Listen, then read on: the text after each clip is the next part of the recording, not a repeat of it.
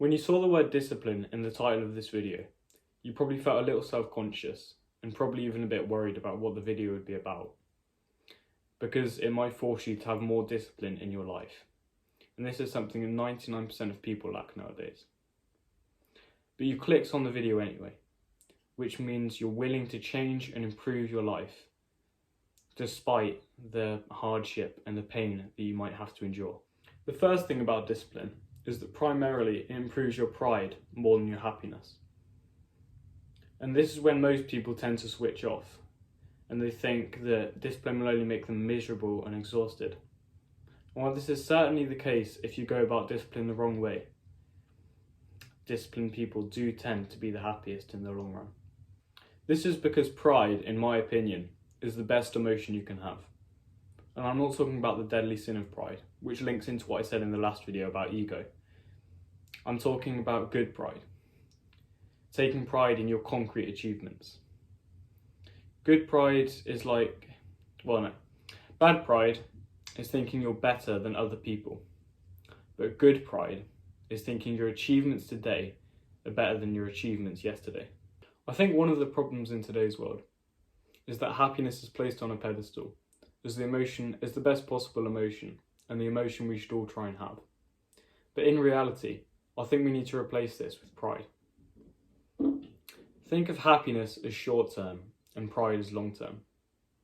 Happiness can be snatched away at any given moment, but pride is much more solid and permanent, and even results in much more happiness in the long run. For example, if you've been going to the gym for 2 years, and you now have a really nice body, then you're going to be a lot happier than the guy who didn't. If you've been on a diet and doing cardio, and have lost lots of weight, then you're going to be a lot happier than an obese person. This is because from the pride produced by self-discipline also comes self-trust and self-love. This is because you know that if you set something for yourself to do, then you'll do it. So if you tell yourself, I'm going to get up at 6:30 every morning for the next week, and then you do that without just pressing the snooze button and going back to sleep, then you now trust yourself that you have the discipline to do that and follow through. If you tell yourself, I'm going to go to the gym 6 days a week no matter what, and then you do and you follow through with that, then you now feel so much more consistent and hardworking than before. If you say to yourself, I'm going to go on a diet, and then you stick to that diet, then you now feel so much more proud that you've had the self-control and the discipline not to overeat. Discipline also makes it so much easier to achieve your long-term goals, because it stops you getting distracted by instant gratification activities. I talk about instant gratification in one of my previous videos, so if you don't know what it is, then go and watch that now. Because you're not getting distracted by these activities, it frees up a mountain of time, and you can use this time to focus on pursuing your purpose instead of focusing on where the next share pack of Doritos is. I'll talk about purpose and what purpose is and how you can find yours in a later video. Focusing on your goals instantly makes you a more respected man, as well as boosting your testosterone levels. This is because focusing on your purpose is a highly masculine trait, which improves your health, confidence, and endurance. Think about the most masculine people you know. People like David Goggins, Rafael Nadal, Arnold Schwarzenegger.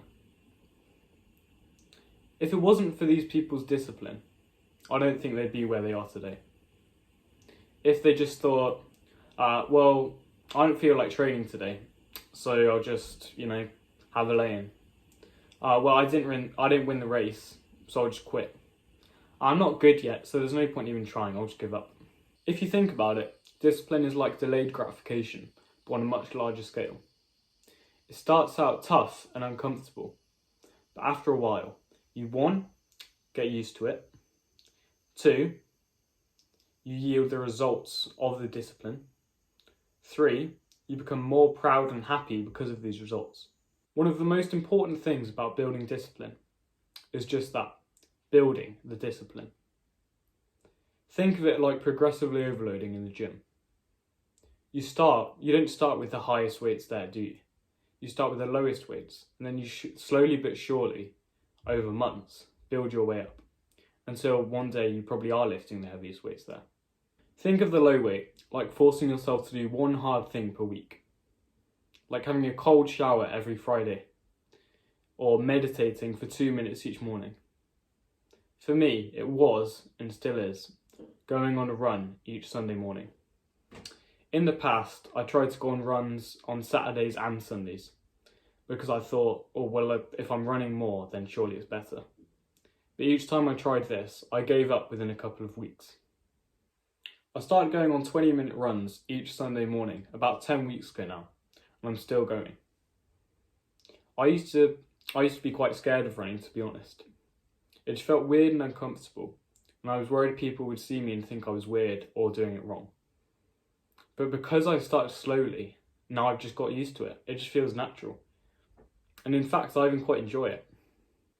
I think either this week or the week after, I'm going to start running on Wednesday mornings as well as Sunday mornings. And then in a couple of months' time, I'll probably add Friday mornings to that.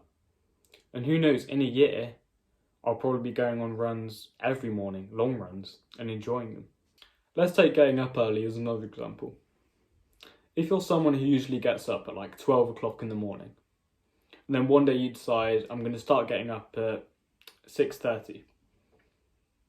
So if you do that, one of two things is going to happen. Number one, you wake up at 6:30 to your alarm, you're too tired, you're not used to it, you just press the snooze button and go back to bed. Two, you see it, you feel inspired, like, yes, I'm going to do this. So you do it, all is good. But then after a couple of days, you just start getting bored of it and you go back to number one because it's not realistic to keep it up. Number two is probably the more realistic outcome in this situation. And lots of people do this for any goal that they set.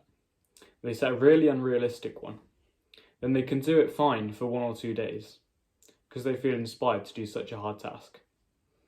But then after a couple of days, the prospect of doing it for ages just kind of wears them down and they just give up. And then they're back to square one. What you should do in this situation is set a more realistic goal. So instead of starting off with 6:30, then start with 11 o'clock. Then after a week, you can start to bring it down. So reduce it to 10:30, then another week, 10. Then you keep going. And then by 2 months or something like that, you're on 6:30. And you're consistently doing it because you're used to it, because you gradually decreased instead of going straight into it and giving up. And that's the key to building discipline. This is why I dislike NoFap. I think their intentions and their message is completely spot on. I think masturbation is not a good thing and you should try and reduce it as much as possible. But I think their way of going about it is off. So I think if you're counting the days and counting how long you haven't been masturbating for, then when you inevitably relapse, which you will because you've been masturbating for probably at least 3 years, let's say. So you can't just think that you're going to get rid of all that conditioning, all that 3 years of conditioning, and just never masturbate again like that. Like, that's just unrealistic. And it goes back to what I was saying about slowly building up the discipline. So maybe go 1 day in a week without masturbating. So masturbate 6 days a week. And then the next month, 5 days a week. And then slowly break it down. And eventually you're not masturbating at all. But it feels natural. It's not like just suddenly cutting it off, going cold turkey. I think with discipline, if you want to finish big, you've got to start small. It doesn't work the other way around. Well, I mean, the other way around wouldn't really make sense. Like, you wouldn't want to finish small, but that's probably what would happen actually. So I guess it does work the other way around. If you start big, then you slowly just get tired of it and then grow to resent stopping the thing or doing the thing. And then you just stop because you resent it so much.